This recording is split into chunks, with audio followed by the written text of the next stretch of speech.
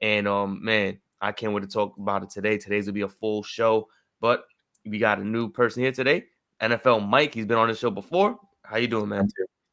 I'm doing good, man. I'm excited to talk again. Had a ton of fun on last show.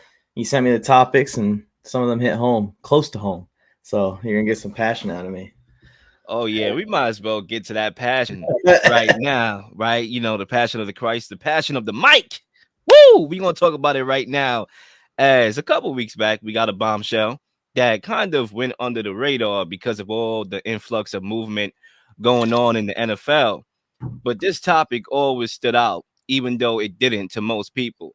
And it stood out even more when Austin Ekeler came out on a podcast, I believe Chris Long, and he talked about how he's underpaid and, he wants to remain a Charger, but he feels he is so underpaid and he relentlessly is seeking a deal. So, should the Chargers cave into Eckler's financial demands? And Mike, the mic is yours.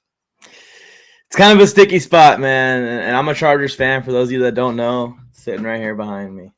But it's a sticky spot for both sides because Austin Ekeler has outproduced his contract by triple, maybe.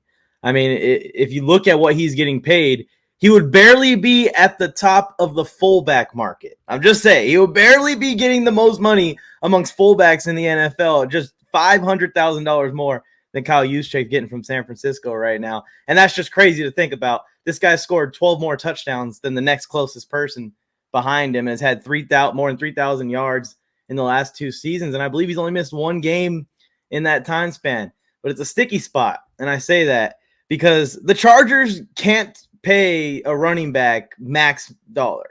They're paying $20 million to Keenan Allen. They're paying $20 million to Mike Williams. They're paying a couple of offensive linemen, and Rashawn Slater and Justin Herbert's contracts are coming up at the same time. You go over to the defensive side of the ball, $20 million on Derwin James, $20 million, more than $20 million a year on Joey Bosa, $20 million a year on Khalil Mack. It's impossible for them to give Austin Ekeler $12, $15 million or whatever he's seeking long term at this point in the salary cap situation. So the only way that they could make it work is if Ekeler compromises. But I think the Chargers are also going to have to compromise a little bit. We saw this happen with Melvin Gordon, where the Chargers refused to budge on what they were going to pay for Gordon, and they stretched out, the franchise tag and made it so that by the time Gordon hit the market, no one wanted him anyways, and he never got his money. He never got paid. Eckler's probably seeing that and going, I'm not going to let that happen to me as well. The Chargers need to compromise and pay Ekeler a reasonable amount of money per year on a long-term deal, and Ekeler needs to compromise and say, hey, I understand you guys can't pay a running back that contract, especially a running back like Ekeler. He's not a workhorse back. He's not coming in and taking every carry. The Chargers need to draft another running back to go with him, even if they sign him. And I think that also is playing into this a little bit.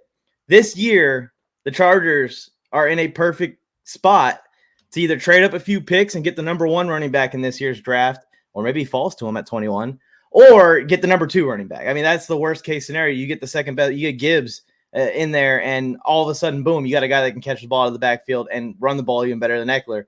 So I think if they want to make it work, if Ekeler really wants to be a Charger, the Chargers really want Ekeler around like they're saying they do, both sides are going to have to compromise on this because the Chargers can't pay Ekeler, and Ekeler can't keep getting paid $5 million a year. So we're at a crossroads here. Zay, I'm going to pass the mic to you. I think to answer the question straight out, I think the Chargers should cave into Eckler's financial demands, but not because of the running back demand, because of the healthy football player demand. The Chargers are riddled with injuries on a year-in, year-out basis. You look at Keenan Allen, Mike Williams, they have a bevy of guys who are hurt. And when you look at Austin Ekeler's last 2 years, he's been fully healthy. He played 33 games the last 2 years, combined. So it's you're paying him because he's healthy on the football field. He combined for 25 touchdowns the last 2 seasons when everyone else was out, down and out. When people had a lot of questions about the play calling on offense, Ekeler has been the bright spot of that offense. He's been the person who's been producing. I think, when we talk about Keenan Allen getting paid $20 million a year, he may need to take a pay cut because this man is in and out the lineup year to year. This guy's never healthy. Mike Williams, also a guy who I think they wanted to pay top dollar because of what he was showing when Keenan Allen was out. He's another guy who was injury riddled, another guy who's out. So there's a lot of injuries happening on this Chargers team. And I think the guys who are not on the field consistently are the ones that need to take the pay cut. Now, understand that Austin Ekeler may be asking is a steep price, but you're paying him because he's the healthiest guy on the football field playing on a week-to-week basis. He's a guy who's producing high numbers, not yardage, but of course the touchdowns. He had 13 touchdowns last season rushing, and then I believe he had 5 receiving. The year before that, 8 receiving touchdowns, and I believe 12 rushing touchdowns. So he's producing at a high level, and you're paying him because he's the guy putting the points on the board. He's the guy who's, like I said, on the football field with Herbert. I think he played more games with Herbert because Herbert had that one game that was hurt, I believe. I think I could be mistaken, but I think he played hurt. He missed the I think he game. played hurt. I think that's what it was. He I'm played hurt. misremembering. Yeah. He played hurt, but you're paying the guy who's on the football field. You pay for health. The best ability is availability, and that's what Austin Ekeler gives you. So I think that's why you cave in. I understand that it could be a steep price, especially with the running back market and who's getting paid and who's not getting paid the money. But that's what you're banking on. You're banking on a guy who's going to give you longevity at that position. We understand that you could draft running backs, which has been the norm recently. You draft a talented running back out and hoping that you use him for his rookie deal, and then you can move on to the next. But maybe you got to stick with Ekeler and ride it out because of what he's given you, because you don't know if the next running back is going to be as healthy as Austin Ekeler. And sorry to cut you off. The craziest part about all of this is Keenan Allen and Mike Williams already took a pay cut. And we're still in this situation. Look, I think it was good takes across the board. If it was me, right, I guess to split the difference here. Because Mike, I think you're in the middle. Zay, you like pay Ekeler. I'm gonna split the bill here. It's tough. I do think that the Chargers should want Ekeler back. That's a big piece of the offense. And I got a hot take actually mixed in with my regular take that I'm about to spill. I actually think Ekeler is to Herbert what Kelsey is to Patrick Mahomes, me personally. Like you said, Zay, Keenan Allen and Mike Williams are not healthy enough to be reliable to Justin Herbert in that way. We saw when Keenan Allen went out for about 6 weeks, something like that, probably more, probably less. I don't know. It was a stretch where he went out. DeAndre Carter came in. Palmer came in. Still, matter of fact, the year that Justin Herbert came in, to the team, came on the team. I don't believe Keenan Allen was there. He was playing with second strings and third strings and putting up, crazy numbers. And I think Justin Herbert has showed you that he is an elite quarterback. And why is this important? Because we know how the running back market is in the NFL. It's the most renewable, I could replace you position in all of football. And we see that in the market during the free agency where guys are moving. All these running backs are leaving. Miles Sanders, David Montgomery, Deontay Foreman. The list goes on. They're either getting tagged or they have to go elsewhere to get a couple extra dollars in their pockets. And I don't think Austin Ekeler is bigger than the system. I think he's a great, running back. He's like a Swiss Army knife, more so than a ground and pound, every down running back. You look at Jamal Williams. He led the league in touchdowns with 17, and he signed a $8 million deal with the Saints. He had to leave to get his money. So, I just don't think, based on the NFL track record, that you need to break bread on a running back. Especially when you're gonna have to pay your quarterback. We've seen it with the Cowboys when they drafted this guy by the name of Tony Pollard. When they got him and they just paid Zeke, and they're like, why the hell did I pay Zeke? He got to go, right? So I think you can always replace a running back. And even though Austin Ekeler means so much to the development of Justin Herbert, that's why you pay a guy like that, or going to pay a guy like that, the money that he's going to get, because he can overcome those subtractions where other quarterbacks can't. I also think that there's some room for the Chargers to work here. That's why I'm kind of on the fence and in the middle, because I feel like there really could be a resolution for both sides. A lot of people are comparing this to other situations where running backs have held out and there's been problems. But I think that this is actually closer to the Deebo Samuel contract situation than anything. Now, Deebo's a receiver. He's going to make a lot more than Austin Ekeler, but they threw a ton of incentives in for Deebo as a rusher. They threw a ton of stuff in to say, hey, I know you want to get paid for both positions. we put in all these incentives so that way if we use you at running back, you will get paid as a running back and a wide receiver. They need to do a similar thing, I think, for Ekeler, but in reverse. He just set he set the franchise all-time record. He had the second most receptions in NFL history by a running back last season. No one even realizes that. Put some receiving incentives in there to go with his base salary as a running back and say, here, Austin, we're willing to pay you the money, but we need the production to continue into your 30s for us to be able to pay it. And I know you said Debo, right? And I know I compared his impact, Austin Ekeler, to Kelsey, but this could be a Tyreek Hill comparison where, okay, we want Tyreek Hill, obviously, but we're not going to be able to pay him. Fine, we're going to go ahead and win the Super Bowl because we got Patrick Mahomes. Well, we got Justin Herbert.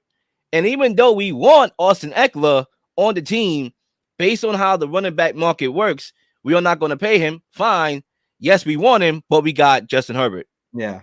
And another element is, and I'll remind it again, the running back class this year and where they're going to go. 15 to 30 is where these two running backs are going to go, and they're both instant starters. So if the Chargers say that, hey, we got Herbert, we're cool. We'll rock with a rookie running back and Herbert, and we're going to continue to throw the ball 70% of the time. And I think that's why. Go ahead, Zay. I just want to say that's why I think Austin Ekeler would need to get paid in regards to the financial demands, because you're adding Kellen Moore into the offense. And one thing that's going to really work well is that Austin Ekeler's going to get a lot of receptions, especially with the checkdowns with Austin Ekeler. I think he's going to get a lot of wheel routes, a lot of those moves that take this linebacker away from the game completely, which is going to only enhance his play and enhance his pay nonetheless. So I think that's something that the Chargers, like you stated, put some receiving incentives in there, receiver incentives in there, because Austin Ekeler, to get a lot of touches in this offense with Kellen Moore, is just now what is the middle ground? What is the middle ground between the $6 million, I believe, and I think the top paid is $11 million, I believe, the next season coming up. I could be mistaken. It's something along those lines. So it's what is the middle ground between what Austin Ekeler wants and what the Chargers are willing to divvy up? Yeah, I got a question real quickly here, and I'm going to throw it Mike's way and then Zay, and by all means, actually, it's more of a take question, if that makes sense. So basically, obviously, we know that Ekeler can be on the move, even though it's still a chance that he may end up on a Chargers uniform, right? I think for me, the team that came to mind of a potential destination for Austin Ekeler was the Chicago Bears. And the reason why I said that was because they have a lot of money to play with. I understand they signed Deontay Foreman to a cheap deal. They got Khalil Herbert, but with a team that runs the football so much, you can never have enough running backs. And if you look last year, they rushed the football the most. And I think having a guy like Ekeler, we talked about the checkdowns and the easy throws for a quarterback. Could you imagine what that could do for a guy like Justin Fields being able to make a living off those check down throws? I think that's a good fit. To me, Mike, do you agree, or do you think there's another team out there that can be that destination for Austin Ekeler? No, I agree. That's the best destination for him. And he's not as speedy or as small, not exact same skill set, but similar, game plan, getting him the football, getting him in open space, getting him in one-on-one coverages and stuff. As Tariq Cohen a couple of years ago, we've seen what the Bears did with him. Kind of a similar fit there, where he just kind of plug in and immediately be a scat back that can be used in the regular run schemes with Justin Fields still, because he's good enough in between the tackles. But you have Khalil Herbert as kind of a 1B ready to go for a lot of the hard work. But what I think is going to happen is he's going to be a Charger no matter what, because if they don't get a deal done, the Chargers have shown they did this with Melvin Ingram, edge rusher, a couple years ago. They did this with Hunter Henry, who is one of the highest paid tight ends in the league right now. They've done this with wide receivers. They did this with Melvin Gordon. They've done this with every single player. Eric Weddle, one of the better safeties in Chargers history.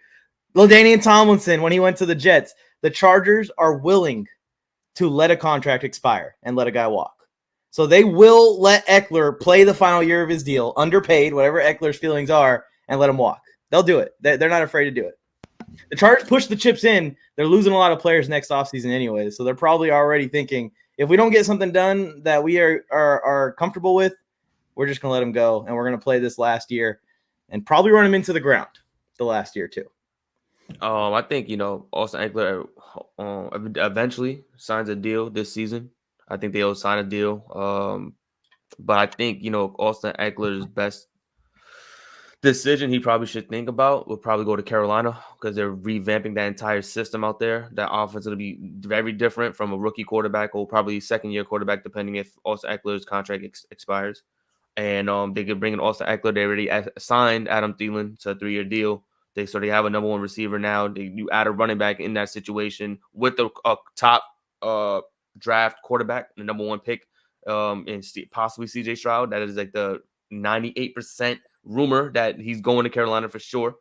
That's something that could work with Austin Eckler. You're bringing in a veteran running back, a running back who's dual threat, very versatile, could run, could be a receiver out there. Not a pass blocker, so that's gonna be the only downside. But outside of that, he's probably one of the better football players you want on your football team. And it may not even cost an expensive price if they even decide to trade for him during his draft. That's something that could possibly happen. But I think, in my opinion, Eckler is going to stay a Charger, especially since they got Kellen Moore. They definitely want to see how this offense flows with the team fully healthy, ready to go.